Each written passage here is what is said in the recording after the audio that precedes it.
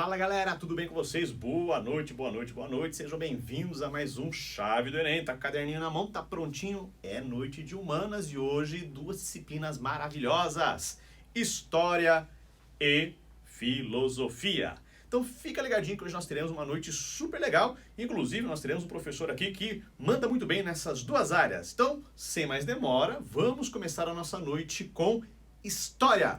Partiu? É com você, professor Yuri.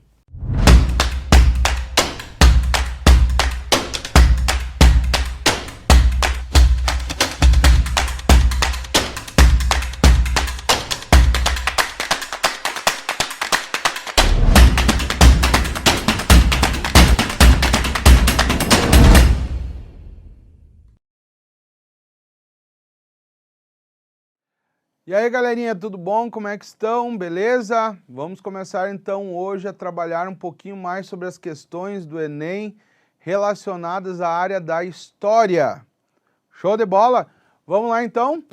Vamos começar aqui com a primeira questão. Olha, essa primeira questão aqui eu achei sensacional. Até mesmo porque eu sou fã do cara que escreveu esse texto aí que a gente tá lendo hoje, né? O Carlos Ginzburg, tá? Que escreveu Queijo e os Vermes, um ótimo livro sobre a questão ali da história do Menóquio, tá? Até tem uma história interessante, que eu sou fã do Carlos Ginzburg, né? E um dia eu estava, ainda quando eu morava no interior do Rio Grande do Sul, fui para um congresso em Porto Alegre, e eu estava ali no Memorial da América Latina. Tava ali vendo as coisas e tal. Daqui um pouco eu olho para o lado, quem estava do meu lado? Carlos Ginzburg. E eu olhei para ele e eu digo assim, é o Carlos Ginzburg. E eu pensando, rapaz, eu deixei a minha mochila, eu tava com os livros dele dentro da mochila. Imagina eu poder pedir para o Carlos Ginzburg autografar os meus livros, né? Pô, que moral. Né? Mas não estava com os livros ali naquele momento, fiquei numa tristeza muito grande, porque esse é um dos grandes historiadores vivos hoje, assim. Carlos Ginzburg é um grande nome da historiografia mundial, tá? Então vamos lá, vamos para a história de um cara que eu acho sensacional, Menóquio, tá? Um dos grandes eventos históricos tornaram possível um caso como o de Menóquio. A invenção da imprensa e a reforma. Tá? A imprensa lhe permitiu confrontar os livros com a tradição oral em que havia crescido. Ele forneceu as palavras para organizar o amontoado de ideias e fantasias que nele conviviam. E olha, vamos falar a verdade, era muita coisa que pensava esse tal de Menóquio aí. Vale a pena vocês dar uma passadinha nesse livro aí que é interessantíssimo. A reforma lhe deu audácia para comunicar o que pensava ao padre do vilarejo, conterrâneos inquisidores, mesmo não tendo conseguido dizer tudo diante do Papa, dos cardeais e dos príncipes, como queriam. É que eu estou rindo aqui porque eu estou me lembrando do livro e o livro é muito interessante, é muito legal. Vamos lá então para o comando da questão.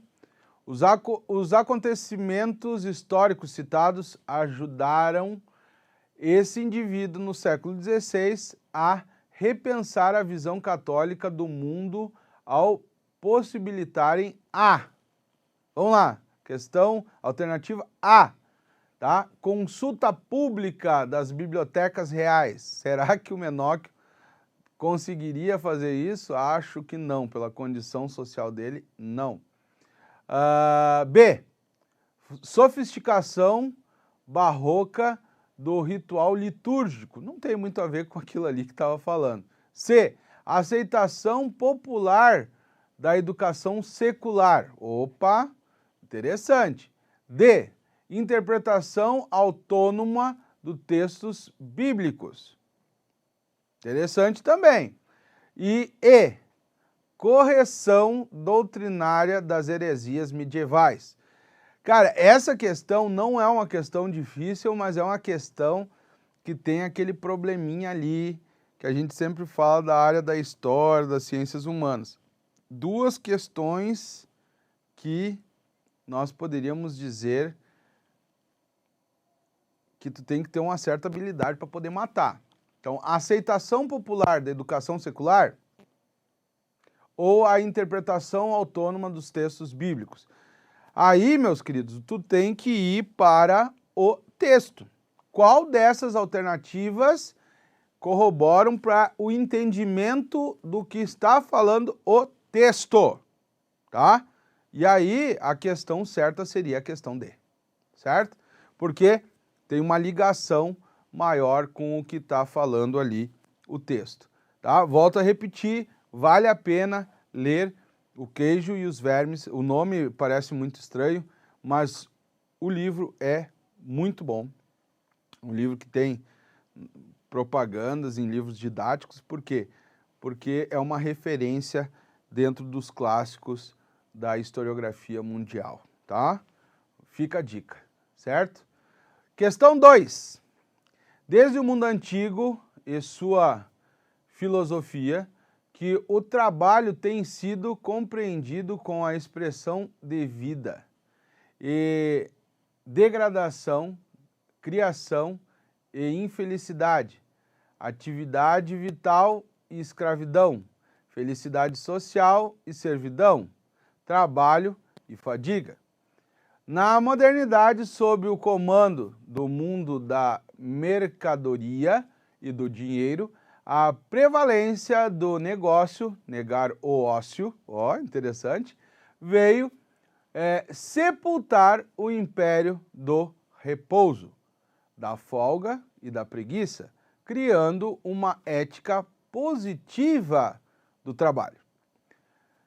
Vamos lá então. O processo de ressignificação do trabalho nas sociedades modernas teve início a partir do surgimento de uma nova mentalidade influenciada pela, tá?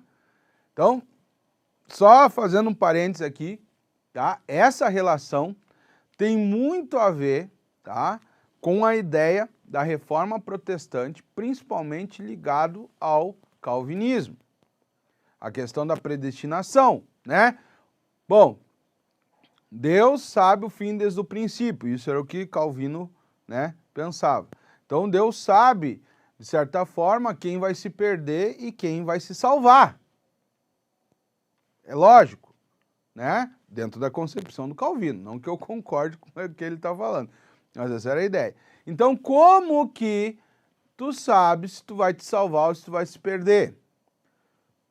Nada mais, nada menos que as bênçãos que Deus dá. Então, se tu é um homem cristão, se tu é um homem trabalhador, se tu é um cara que leva a sério tudo isso daí, tu prospera, Deus está te abençoando, Deus está dizendo, vai meu filho, tu vai ser salvo. Então, gente, aquela ideia de trabalho, aonde o trabalho vem do termo tripalho, né, que era um instrumento de tortura, passa a ser visto como uma dádiva divina, como um presente de Deus e como um caminho que vai te levar à salvação. As coisas mudam a partir daí, as concepções mudam a partir daí. Então, a reforma higienista, não.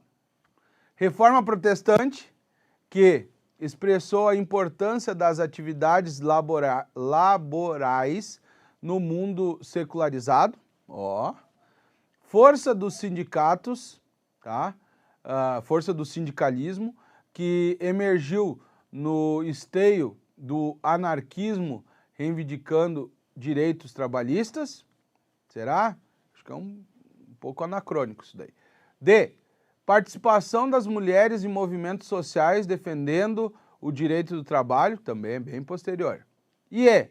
A visão do catolicismo, que desde a Idade Média defendia a dignidade do trabalho e do lucro, nem a pau juvenal. Essa questão aí, ela é totalmente errada. Então, qual é a questão que nós, então, entendemos como certa, correta? É a questão B, certo? Reforma protestante, que expressou a importância das atividades laborais no mundo secularizado. Então, Max Weber, por exemplo, vai trabalhar a ideia de que a reforma protestante tem uma ligação muito forte com o espírito do capitalismo, tá? Não foi o que determinou totalmente, mas que ajudou muito a estruturação do pensamento capitalista. Certo, pessoal? Uma questão ótima, uma questão que particularmente também eu gosto muito de trabalhar, acho muito legal. Então, vamos para a questão 3. Agora vamos lá para a antiguidade, tá? Beleza?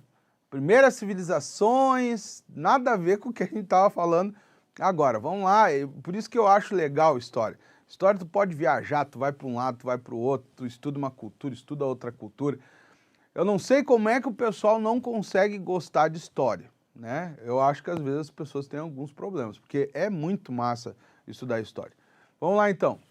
Sexto rei sumério, governante entre o século 18 e 17. Ô, professor, como assim 18 e 17? Sim, porque é antes de Cristo, né? Lembra? Antes de Cristo, pá. Nascido em Babel, né? Babel, cidade de Babel, ó, interessante. Hammurabi, tá?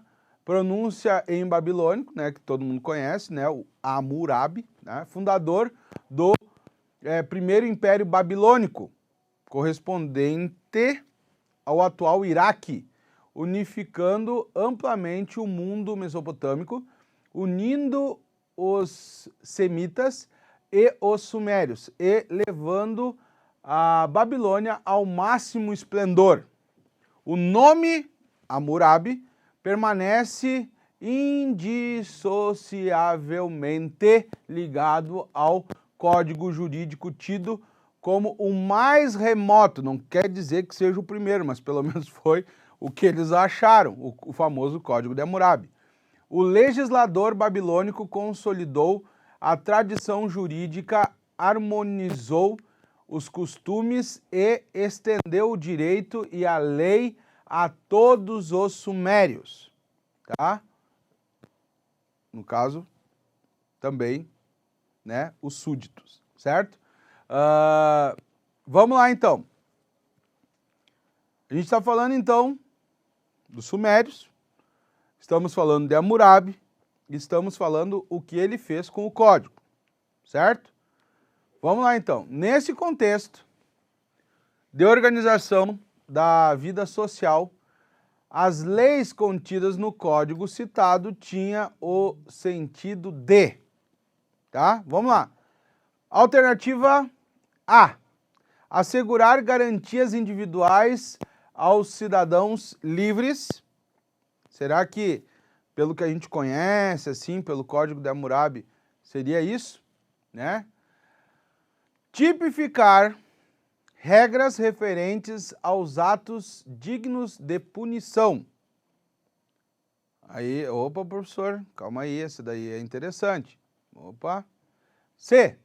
Conceder benefícios e indulto aos prisioneiros de guerra. Será que falava isso? D. Promover distribuição de terras aos desempregados urbanos. E conferir prerrogativas políticas aos descendentes de estrangeiros. Bom, lembra lá do olho por olho, dente por dente? Tá? Lei da retaliação, ou pena de talião, certo? Bom, se eu estou falando de olho por olho, dente por dente, ligado ao Código de Hammurabi, qual que seria a questão certa? Nós teríamos apenas uma questão certa, que é a questão B, tá? Questão B, tá? A punição, né? Olho por olho e dente por dente tem a ver com a punição, né? O que tu fizer como crime, tu receberá em pena, também? Show de bola? Vamos então para a questão 4.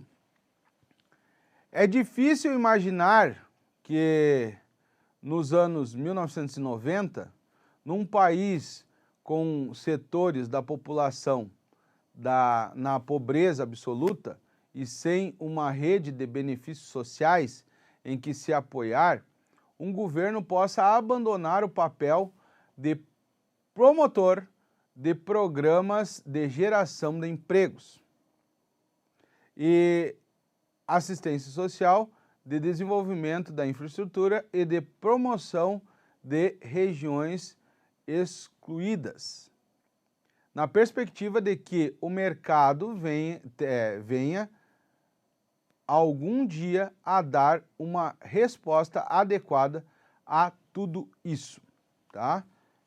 Que se eu não falasse qual sociedade que tu acha que a gente está falando, interessante. Nesse contexto, a criticada postura dos governos frente à situação social do país coincidiu com a priorização de que medidas? Então, vamos lá.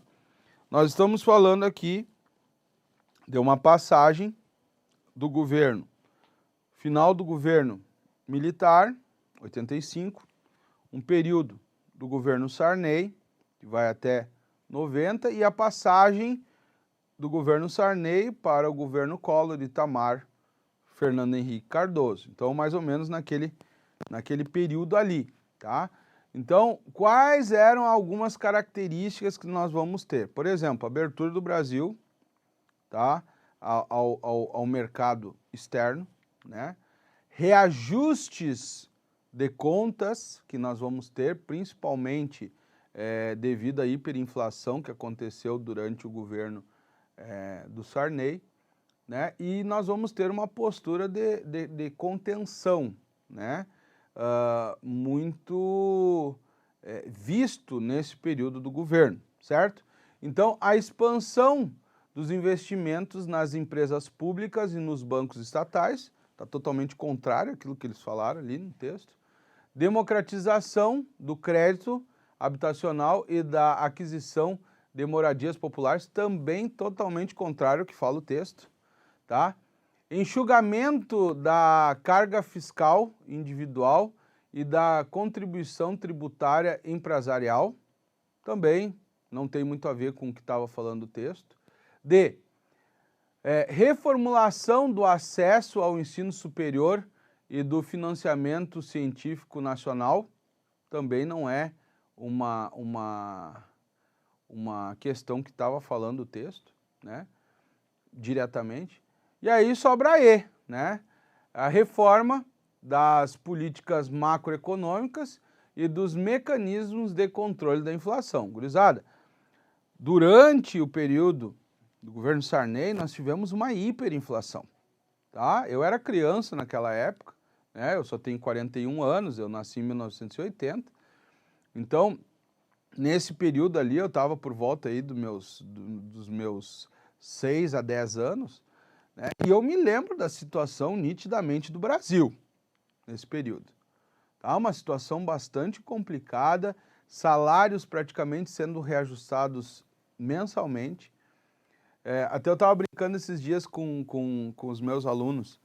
O cara que mais trabalhava no Brasil nesse período aí era o remarcador de preço. Antigamente tu não tinha tarjeta com preço do produto, tu tinha um cara que ficava marcando com uma maquininha. Então era muito comum, por exemplo, o cara começar a marcar aqui e as pessoas correndo lá na frente para pegar o produto que não tinha sido remarcado, né? Às vezes, é só perguntar para os pais de vocês, se o chefe da família ou a chefe da família recebesse o salário e demorasse muito tempo para fazer a compra do mês, talvez não desse nem para fazer mais a compra do mês, né? Não daria para comprar tudo que era necessário, porque a inflação era gigantesca, né? Se duvidar, tu comprava pão de manhã, se fosse de tarde seria outro preço. É mais ou menos o que está acontecendo hoje com a nossa gasolina, que toda semana sobe. Então, assim, a inflação, gurizada, era uma coisa a ser combatida e a partir desse momento a inflação passa a ser uma coisa que vai trazer muito medo para o brasileiro, tá?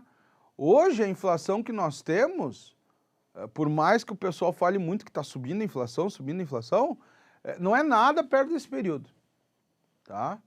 Então foi um período bastante complicado da história atual do Brasil, tá?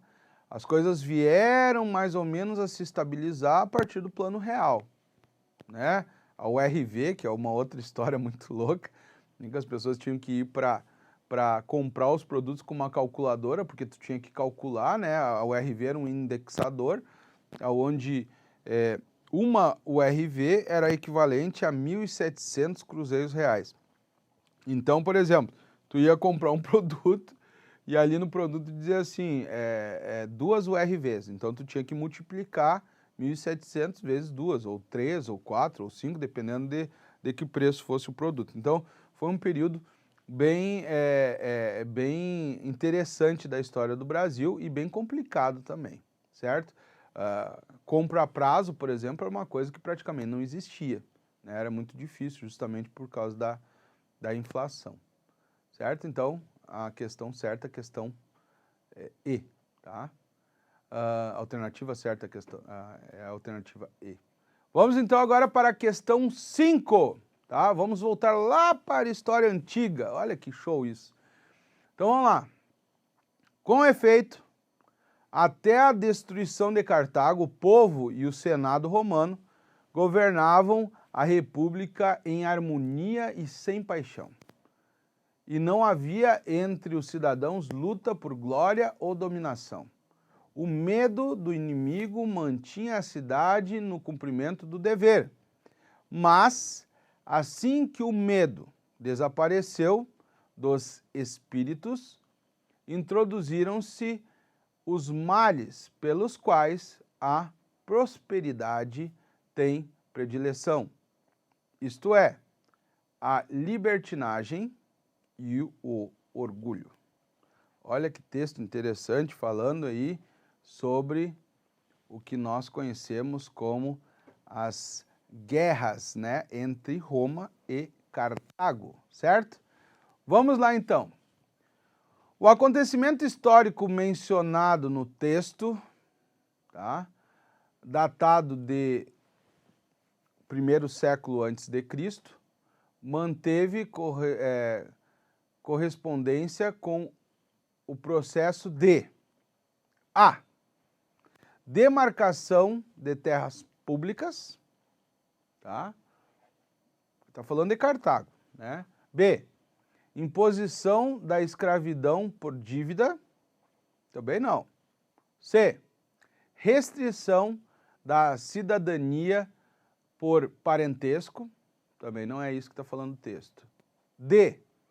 Restauração de instituições ancestrais, também não. E aí resta E. Expansão das fronteiras extrapeninsulares. Gurizada, a guerra entre Roma e Cartago e a vitória de Roma possibilitou os romanos terem praticamente o controle de todo o mar Mediterrâneo. Tá? O mar Mediterrâneo ficou sob o domínio romano e a partir daí, meus queridos, tu teve a possibilidade da grande expansão de Roma, tá? E a formação de todo aquele território que vai culminar com o Império Romano, certo? Mas durante o período da República, né, e antes desse processo de expansão, Roma ele vivia dentro de um contexto, tá? E a partir dessa expansão, ela vai passar a viver em um outro contexto, né? Então é isso que o texto está falando, né? A guerra de Cartago fez com que Roma não tivesse por muito tempo alguém que colocasse frente ao seu poderio. Fica a dica aqui, gurizada, um filme que não tem muito a ver com a história em si, mas, gente, é um dos filmes mais interessantes que vai lidar com essa questão da história, chamado Clube do Imperador, tá? Clube do Imperador. Assista um filme que vocês vão ver a relação que tem aqui com essa questão, né? Por que muitas vezes a gente não ouve, né? Por exemplo, a história de Cartago. Nós ouvimos muito a história de Roma, né? Mas não de Cartago. Porque, infelizmente, muitas vezes a história só conta a história dos vencidos. Desculpa, dos vencedores e não dos vencidos. Tá? Então, fica a dica aí, Clube do Imperador. Baita filme, muito bom. Certo? Então, questão E, expansão das fronteiras extrapeninsulares, tá? Peninsulares porque a Itália, né, Península Itálica, né? Então, extrapolou o espaço da península. Questão 6. Porque todos confessamos, não se pode viver sem alguns escravos, que busquem lenha, água e façam cada dia o pão que se come e outros serviços que não são possíveis poderem se fazer pelos irmãos jesuítas. Maxime sendo tão poucos, que seria necessário deixar as confissões e tudo mais. Parece-me que a Companhia de Jesus deve ter e adquirir escravos, justamente por meio que as constituições permitem, quando puder, para nossos colégios e casas de meninos. Tá? Então, aqui uma passagem que está falando sobre a história da Companhia de Jesus no Brasil e o que está se referindo a esse texto aqui. Então, vamos lá. O texto explicita premissas da expansão ultramarina portuguesa ao buscar justificar a. Então, alternativa A, propagação do ideário cristão. E tem relação, mas não é bem isso que está falando o texto. Tá? O texto ali está falando mais sobre a questão da utilização de escravos como mão de obra. Então, B, a valorização do trabalho braçal, né? Na verdade, trabalho braçal dos outros, não deles, né? Não dos jesuítas, trabalho dos escravos, no caso. C, a adoção do cativeiro na colônia, tá? Essa é a alternativa certa, lógico. D, adesão ao ascetismo, contemplativo, desculpa, às vezes o aparelho dá tilt aqui na fala. E E, alfabetização dos índios nas missões, tá? Na verdade, o texto ali é bem claro em mostrar que eles estão falando sobre não ter problema de ter escravos, né? Então essa era uma prática muito comum no Brasil, gurizada, e tem muita gente aí que, infelizmente, tem falado muito, né, até mesmo dentro de uma perspectiva bem negacionista, né, sobre até a escravidão do Brasil, ou a escravidão no Brasil, né? Muitos acabam dizendo aí que a escravidão ela nem foi tão penosa assim, tão grave assim. Quando eu ouço esse tipo de comentário, chega a me dar um arrepio, né? Eu digo sempre para os meus alunos, para mim foi muito chocante quando eu, pela primeira vez, estudando os documentos do século XIX, eu me deparei com situações de inventários pós-mortem, por exemplo, onde colocavam um escravo na mesma coluna dos bens semoventes, onde estavam vacas, cavalos, né? Então, o escravo nada mais era para esse homem colonial e depois imperial por muito tempo, né? Esse homem que vivia no império ou na colônia, como uma propriedade, né? Muito mais que apenas um trabalhador, mas sim uma propriedade, né? Então é muito triste que muitas pessoas ainda vejam isso como, não era tão penoso. Bom, só em ser uma propriedade já fere muito com a dignidade humana, né? Então eu acho tenebroso o que muitos aí têm falado nos últimos tempos com relação a essa questão, né? Infelizmente ainda a gente escuta algumas pessoas falarem sobre isso, né? E a gente tem que combater o máximo possível. Então a questão correta, né? A alternativa correta é a alternativa C, tá? Vamos então para a sétima e última questão nossa aí. falando sobre a Declaração de Direitos do Homem e do Cidadão de 1789 na França, tá? Ali durante o período da Revolução Francesa. Os representantes do povo francês, tendo em vista que a ignorância, o esquecimento ou o desprezo dos direitos do homem são as únicas causas dos males públicos e da corrupção dos governos.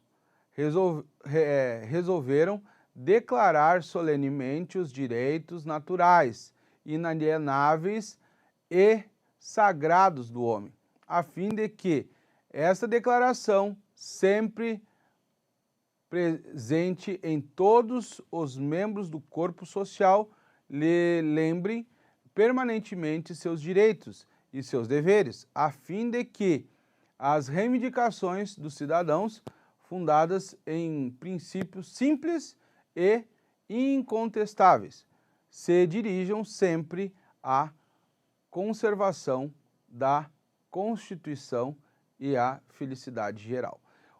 Um detalhe interessante, aqui a gente está falando do iluminismo, né? Estamos falando aqui do período da Revolução Francesa, que foi um dos eventos históricos ligados a esse iluminismo, certo? E vale lembrar que a Declaração dos Direitos do Homem e do Cidadão foi proclamada a partir do momento em que o rei estava com muito medo do que poderia acontecer com ele devido aos efeitos da Revolução, né? E do início dela e do desenrolar dela, né? Mas uma coisa que eu gostaria que vocês prestassem bem atenção é que no final desse texto, tá, tem uma coisa que a gente esquece um pouco, tá? Que é a questão que a gente fala muito da Revolução Francesa, do Iluminismo, né? A liberdade, a igualdade, a fraternidade. Mas a gente esquece que tanto a liberdade, a igualdade, a fraternidade tinha como fim a felicidade geral. Isso tu vai ver na Declaração de Independência dos Estados Unidos, isso tu vai ver nos direitos do homem e do cidadão, e tu vai ver em outros documentos que estão ligados à questão do iluminismo. Então, na verdade, é um ponto que geralmente a gente passa batido, tá? Mas se tu for lá para a documentação, tu vai ver que é um ponto extremamente importante dentro dessas construções aí do iluminismo, certo? E aí, então, esse documento, elaborado no contexto da Revolução Francesa, reflete uma profunda mudança social ao estabelecer alternativa A, manutenção das terras comunais, não, tá? B, supressão do poder constituinte, também não, né? Porque estava falando justamente da Constituição. C, falência da sociedade burguesa, pelo contrário, a Revolução Francesa foi feita pelos burgueses. D, paridade do tratamento jurídico, tá? É essa daí que é a questão certa, tem que ser, não tem como. Essa não tem como errar, tá? E E, abolição dos partidos políticos, tá? Então a alternativa correta é a D. Gurizada, essa é o tipo de questão que é clássica. Essa questão que não tem como errar, não pode errar, tá? Até mesmo porque quando tu erra uma questão dessa daí, meu pai, coitado dos professores, dá vontade de chorar, porque, gente, quantas vezes vocês já ouviram falar em Revolução Francesa? E é uma alternativa, é uma questão, tem uma alternativa ali que salta aos olhos, né? Então, pô, o que ele está falando ali? Está falando sobre a questão da igualdade entre as pessoas, né?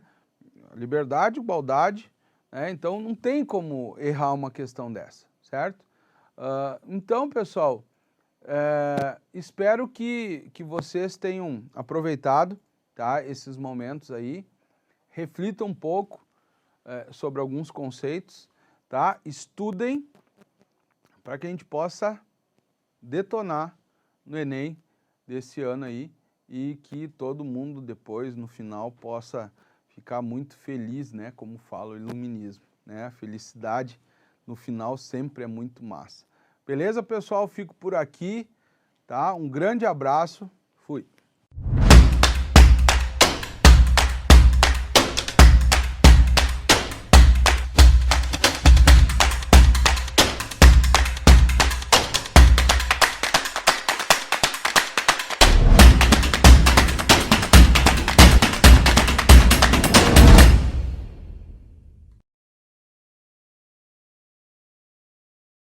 E aí, galerinha, tudo bem? Vamos lá, estão acompanhando? A aula de história foi joia, joia, joia.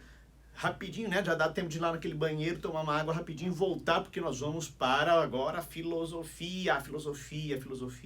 Muito importante pensar, né? Ver os filósofos, estudar um pouquinho, porque cai lá no seu Enem. Tá preparado? Tá chegando, hein? Tá chegando. Estamos quase começando o mês de outubro. Hoje, dia 30 de setembro, pezinho lá em outubro. Enem tá chegando, então fica esperto, porque nós vamos ter intensivo aqui, acelerar todo o processo aqui para que você fique preparadinho, ok? Então não vou enrolar mais, vamos para a nossa querida e amada aula de filosofia. Professor Yuri, volta conosco aqui, beleza? Partiu!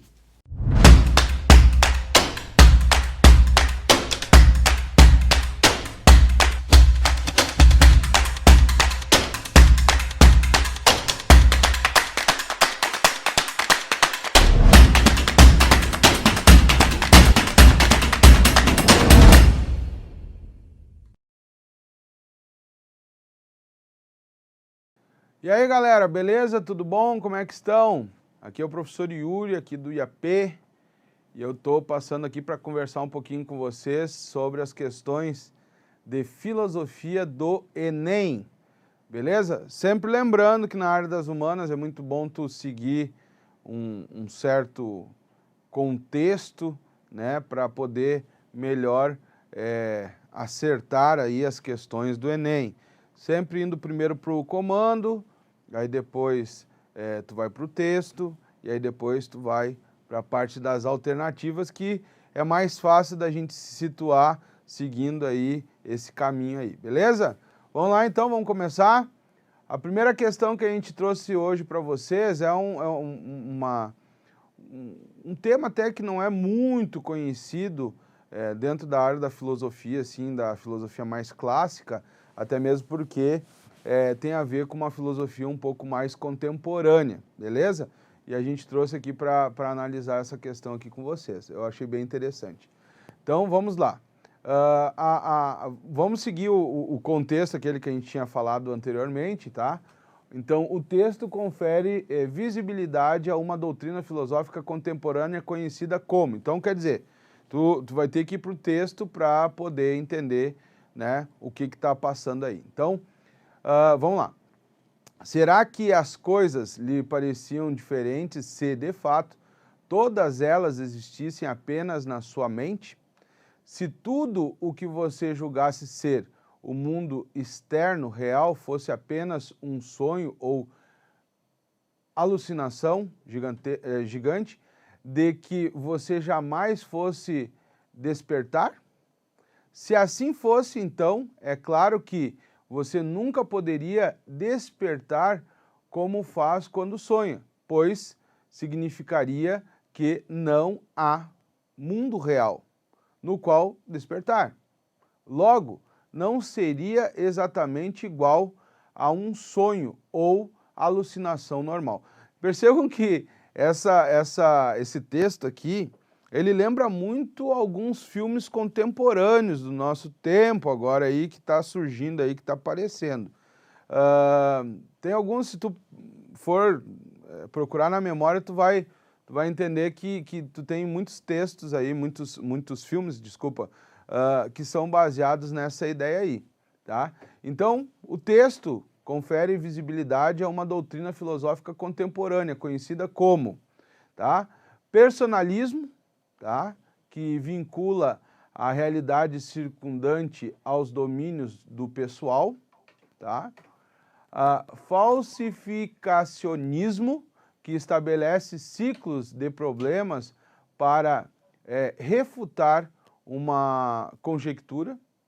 Falibilismo, tá? Falibilismo, aí é difícil essas palavras, que rejeita mecanismos mentais para sustentar uma crença inequívoca, idealismo, que se nega à existência de objetos independentes do trabalho cognoscente, e o solipsismo, tá? Que reconhece limitações cognitivas para compreender uma experiência compartilhada. Bom, então vamos lá. É uma questão considerada bem contemporânea mesmo, um pouco até difícil de trabalhar.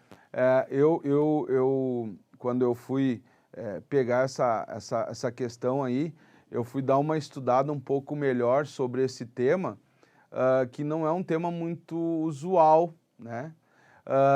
E a questão correta aqui, né, é o solipsismo, tá? O que é o solipsismo, tá? Questão alternativa E, tá? O que é o solipsismo? Algumas pessoas dizem até que é a filosofia da solidão, né? É entender que as coisas fazem sentido a partir da tua experiência, né? Ou seja, a tua vivência, quem tu é, dá sentido às coisas. Então isso passa a ser algo muito pessoal, tá? Então o solipsismo, também conhecido como a filosofia dentro de uma perspectiva da solidão, tá? Da solidão, por que solidão? Porque tem a ver com o que tu sente, o que tu vê, o que tu analisa, tu parte das tuas realidades, dentro da concepção, dentro dessa perspectiva empirista das tuas experiências, certo?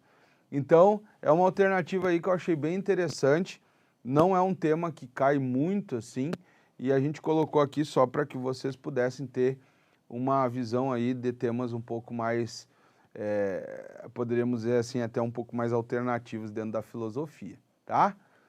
Questão 2.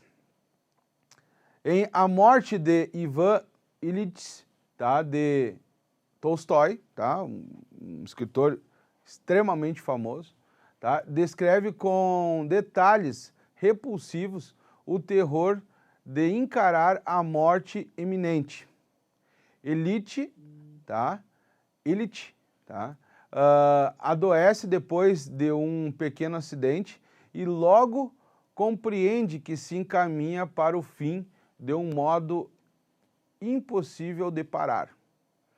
Nas profundezas de seu coração, ele sabia estar morrendo, mas em vez de se acostumar com a ideia, simplesmente não o fazia e não conseguia compreendê-la. Esse texto aqui está na obra O Peso das Coisas, tá? Filosofia para o Bom Viver, tá? O Bem Viver, desculpa, perdão. E aí vamos para a alternativa. O texto descreve a experiência do personagem de Tolstói diante de um aspecto incontornável, tá, de nossas vidas, né, que no caso seria a morte. Esse aspecto foi um tema central na tradição filosófica, tá? E aí, então, agora a gente vai ver qual dessas escolas filosóficas, dessas linhas filosóficas que vai trabalhar justamente essa questão, né, da finitude, né? Todos nós sabemos que o fim é inerente a todos nós, né? Somos seres finitos, né? Mas isso tem a ver com o quê? Por exemplo, o marxismo, no contexto do materialismo histórico, será que o marxismo, ele, de certa forma, lidaria com essa questão? Vale lembrar que o marxismo ele vai trabalhar muito com a questão desse materialismo que a gente falou aqui, né, de como as pessoas, de certa forma, acabam se relacionando dentro do contexto social, né, a questão do oprimido, do opressor, né, a questão da luta de classes, a questão da mais-valia e todos esses assuntos. Será que isso se encaixaria com a ideia que vai falar o texto? Acredito eu que ficaria um pouco difícil, tá? O logicista, tá? no propósito de entendimento dos fatos, tá? Aqui não tem a ver muito com a questão dos fatos em si, mas sim da questão da finitude, né? O utilitarista, tá? No sentido da racionalidade das ações, tá? Será que tem a ver com isso? Também fica bastante difícil entender essa ideia dentro dessa perspectiva do texto. O pós-modernista ou pós-modernidade, né, a escola pós-moderna, na discussão da fluidez das relações. Bom, aqui, na verdade, a pós-modernidade ela vai trabalhar muito com a questão do que é subjetivo, né, do que é líquido, né, do que muitas vezes que traz uma fluidez às coisas. A gente não tem mais questões absolutas, não temos mais questões que a gente pode trazer como palpáveis, né, tudo é muito líquido, né, isso dentro da questão da pós-modernidade. Mas o texto ele não vem trazendo muito essa reflexão, tá? O que fica muito claro que ali no texto nós vamos trabalhar muito a ideia da existência, né? E qual é a escola que vai trazer essas discussões? É o existencialista, né? Ou o existencialismo, né? Na questão do reconhecimento de si, né? Então, na verdade, gente, o existencialismo é uma escola que vai trazer muito a concepção das angústias humanas, né? Nós temos alguns nomes importantes do existencialismo, como Jean Paul Sartre. Jean Paul Sartre ele diz o seguinte, olha, qual que é a essência do ser? A essência do ser é o nada, né? Mas como assim o nada, né? O homem, ele vive, de certa forma, um grande vazio existencial, né? E nós passamos, muitas vezes, a nossa vida inteira tentando suprir esse vazio. E praticamente a nossa vida é nada mais, nada menos do que tentar suprir esse vazio, né? Tu vai ter Soren Kierkegaard também, que vai trabalhar muito essa questão do existencialismo, e outros filósofos.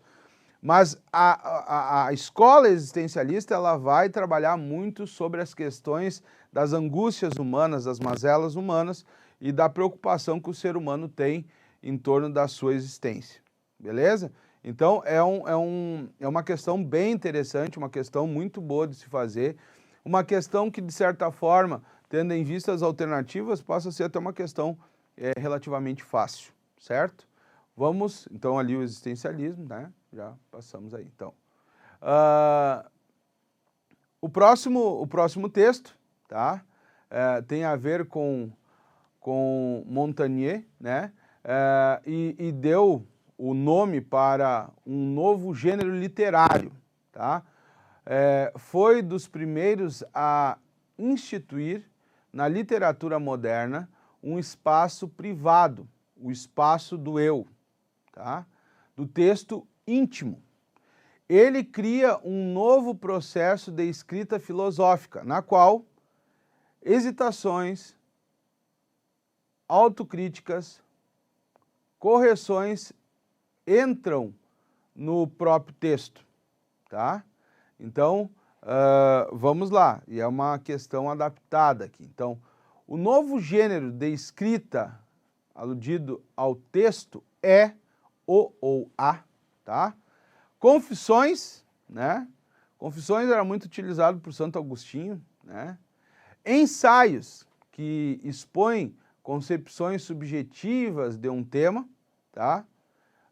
Cartas, que comunicam informações para um conhecido. Meditações, tá? Que propõem preparações para o conhecimento. E diálogo, que discute assuntos com diferentes interlocutores. Bom, aí tu pode dizer assim, eita, mas essa daqui ficou complicadinho. Vamos voltar aqui no texto, olha só. E aí, olhando o texto, analisando o texto, lendo o texto, fica, de certa forma, bem fácil de tu ver qual que é esse tipo de escrita filosófica. Então, ele cria um novo processo de escrita filosófica, na qual hesitações, autocríticas, correções entram no próprio texto. Bom, qual desses estilos de escrita, esses gêneros, né, de escrita, nós podemos dizer que combina com aquilo ali que foi dito, né? Olha só, confissões que relatam experiências de transformação, os ensaios ou o ensaio que expõem concepções subjetivas de um tema. Então, na verdade, gurizada, quando a gente analisa essa questão, o ensaio, de certa forma, é o gênero mais próprio àquilo que estava sendo falado no texto. Por quê? Né? Porque se tu for ver aqui, era uma questão do eu, né? Então, se é uma questão do eu, está muito mais ligado à concepção subjetiva de um tema. Porque é a minha concepção, é a minha ideia, certo? Então, não parece ser tão difícil quanto parece. Basta tu te ligar um pouquinho naquela questão, né? Olha, primeiro o texto, analisa o texto, lê o texto, grifa o que tu acha que é importante, que fica mais fácil de tu matar a questão. Beleza? Vamos para a próxima, então, tá? Vemos que toda cidade é uma espécie de comunidade. E toda comunidade se forma com vistas a algum bem. Pois todas as ações de todos os homens são praticadas com vistas ao que lhe parece um bem. Se todas as comunidades visam algum bem, é evidente que a mais importante de todas elas é que inclui todas as outras, tem mais que todas este objetivo e visa ao mais importante de todos os bens. É um texto complicado, um texto bem truncadão. O que esse texto aqui, é um texto de Aristóteles, tá? Política de Aristóteles, tá? O que esse texto aqui ele tá querendo dizer? Então, aí, vamos lá para o comando. Então, no fragmento de Aristóteles, promove uma reflexão que associa dois elementos essenciais à discussão sobre a vida em comunidade, a saber que, né? Então, o que ele está falando? Primeiro, aqui ele está falando de uma comunidade, né? Ele está falando de uma sociedade, ele está falando de relações sociais, né? Uma coisa que é interessante, gente, a gente analisar dentro, principalmente da perspectiva grega, é que eles davam muita importância para as relações da polis, né? Então, por exemplo, o termo política, ele é uma derivação da palavra polis. O que é polis? É cidade. Então, o que é importante para eles, né? É o bem-estar, é a boa relação entre os cidadãos da polis. Claro, vale lembrar que cidadão para os gregos, principalmente para os atenienses, fazia parte aí de mais ou menos de 10 a 15% de toda a população da cidade. Por quê? Tu precisava ser homem, tu precisava ser maior de idade, tu precisava ter pai e mãe ateniense, né? Então, quer dizer, isso fazia com que a sociedade que poderia ser chamada de cidadão era bastante restrita. Só que qual era o papel desse cidadão? O papel desse cidadão era discutir sobre as questões da polis. Então, se a gente for analisar aqui, bem friamente, nós temos uma alternativa que assim, brilha, né, ali. Né? Então, se a gente for falar sobre as relações da polis, a alternativa A, né, a ética e a política, que conduzem à eudaimonia, o que é? É o bem-estar, né? São as boas relações, né? Dentro de uma perspectiva de uma nomenclatura aristotélica, tá? Então, essa é uma questão, gente, que ela é bastante interdisciplinar, né? Tu tá falando aqui de filosofia, tu tá falando de Aristóteles, mas na verdade também o estudo da história te ajuda muito a matar essa questão, certo? Então, essa questão é daquelas questões que não dá para errar. Essas questões aqui, ó, por exemplo, assim, ó, tá, tudo bem, se a ética e a política tivesse lá na E, beleza, lê tudo. Mas não tem. Estando na A, tu olha aquilo ali, ética e política conduzem à eudaimonia. Pá, tem que ser essa questão aqui, não tem outra. Não precisa nem ler o resto, certo? Porque está em total acordo. Por mais que o texto seja um texto um pouco difícil de ser lido, ele deixa muito claro quais são os principais pontos, né, que estão sendo pedidos ali. Então, eu gosto muito sempre de trabalhar muito essa questão da filosofia clássica. Eu acho da parte da filosofia, talvez a filosofia clássica grega e a filosofia medieval sejam as filosofias que eu particularmente gosto muito de trabalhar. Não que eu não goste das outras, mas eu tenho um interesse bastante especial. Por quê? Porque nessa filosofia, principalmente a clássica, ela dá as bases do nosso conhecimento ocidental, né? Então é bem interessante tu trabalhar ali Sócrates, né? Tu vai trabalhar ali, Sócrates, tu vai trabalhar a questão da pergunta, né? Da ironia, da maiêutica, né? São questões extremamente importantes. Na questão de Platão, trabalhar a questão dos dois mundos, o mundo inteligível, o mundo sensível, né? A questão do mundo das ideias, né? O mundo sensível aqui que nós vivemos, qual que é a relação entre os dois, o que que é verdade para Platão, Aristóteles, a questão da ética, da política, né? A questão das causas, né? Então é muito interessante tu conseguir analisar essa filosofia antiga, porque de certa forma dá as bases do pensamento ocidental. Muito importante, certo? Beleza? Essa questão foi uma questão ótima de se trabalhar também. Galerinha, então agora vamos para a questão 5. Olha, essa questão aqui é uma questão muito massa, né? Como diz os meus conterrâneos gaúchos, trilegal.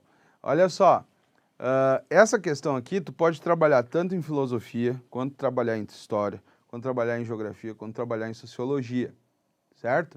Então é uma questão bem interessante, porque é um assunto bastante interdisciplinar. Então vamos lá então.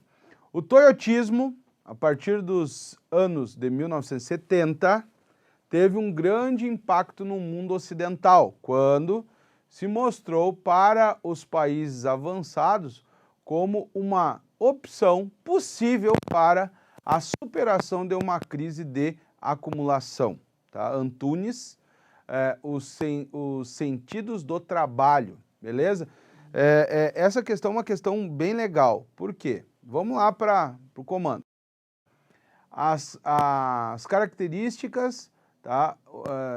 A característica organizacional do modelo em questão requerida no contexto da crise foi tá? Então eu vou repetir, a característica organizacional do modelo em questão requerida no contexto de crise foi o ou a, tá? Então aqui, vamos relembrar algumas questõezinhas aí com relação ao estudo de alguns modelos de produção que nós vamos ter dentro do capitalismo, né? Nós temos o Fordismo, né? Nós temos o Taylorismo e nós temos o Toyotismo, tá? Cada um com as suas especificidades, certo?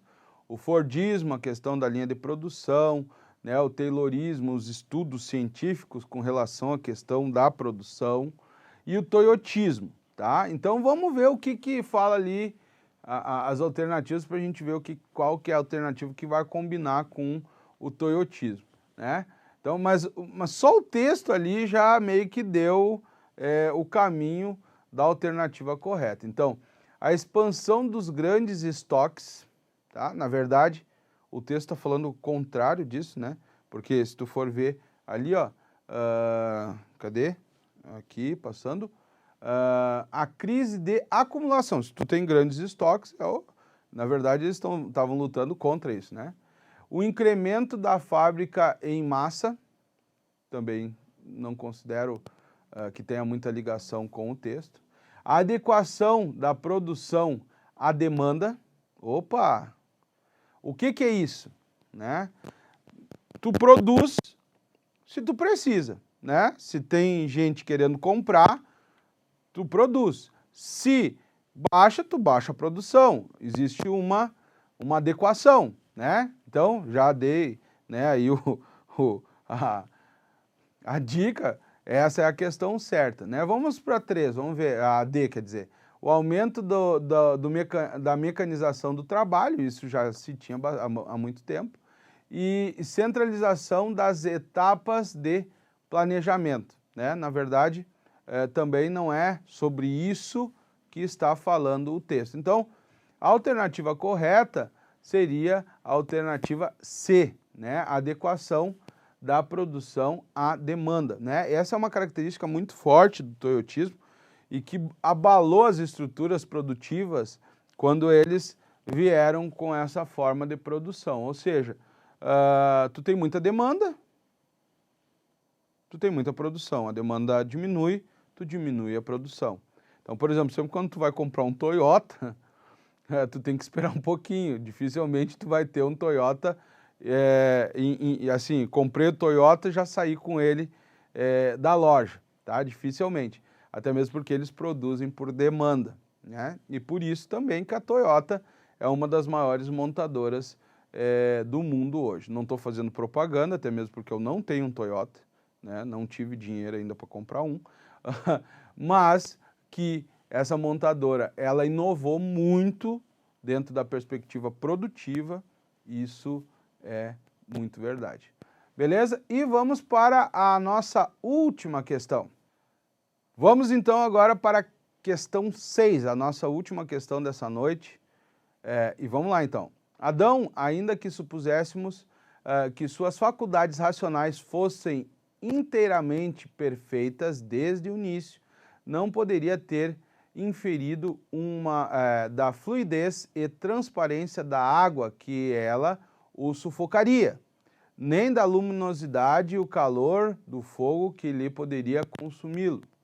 Nenhum objeto jamais revela, aí entre vírgulas, uma característica muito grande do texto filosófico, pelas qualidades que aparecem aos sentidos, nem as causas que o produziram, nem os efeitos que dele provirão. E tampouco nossa razão é capaz de extrair, sem auxílio da experiência, qualquer conclusão referente à existência efetiva de coisas ou questões de fato, né? Gurizada, esse é um texto caracteristicamente filosófico, tá? Muitas vírgulas, tá? Essa é uma característica do texto da filosofia, sempre explicando muitas vezes as coisas muito certinho, é bem interessante, tá? Então vamos lá. Segundo o autor, qual é a origem do conhecimento humano? Será que a origem do conhecimento humano vem de uma potência inata da mente? Será que é isso que o texto está falando? Acredito eu que não, né? Na verdade, é bem ao contrário disso. B, a revelação da inspiração divina com Hume, acho difícil. C, o estudo das tradições filosóficas, mais ou menos, mas não tem a ver com o texto. A questão D, a vivência dos fenômenos do mundo, é isso que está falando o texto, tá? Tranquilão, tá ali, é só ler, tá? É um pouco difícil, muitas vezes, por causa da quantidade de vírgulas que tem, mas dá para entender, tá? E o desenvolvimento do raciocínio abstrato, tá? Não é isso que está falando o texto. O que está falando o texto é que nós aprendemos através das experiências, tá? Pessoal, foi um grande prazer estar com vocês aqui, tá, nessa noite, e espero, não sei se vocês vão assistir isso, né, à noite, de manhã, de tarde, não sei, mas um grande abraço, tá? Espero vê-los aí mais outras vezes e vamos lá, vamos estudar para o Enem, vale a pena, né? Gabaritar aí a prova de humanas e só correr pro abraço. Valeu, pessoal, um grande abraço, fui!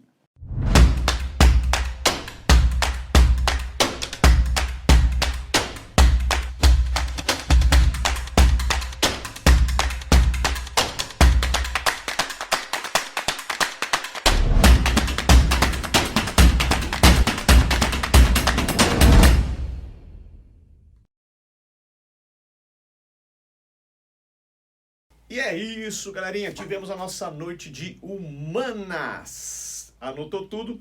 Tudo certinho? Tem dúvida? Pode colocar, inclusive, aqui no comentário, tá? Depois a gente dá uma olhadinha nos comentários, a gente pode responder aqui também. Fechado? Então, espero vocês na próxima semana, no nosso mesmo horário, para as nossas aulas do Chave do Enem. Um forte abraço e partiu!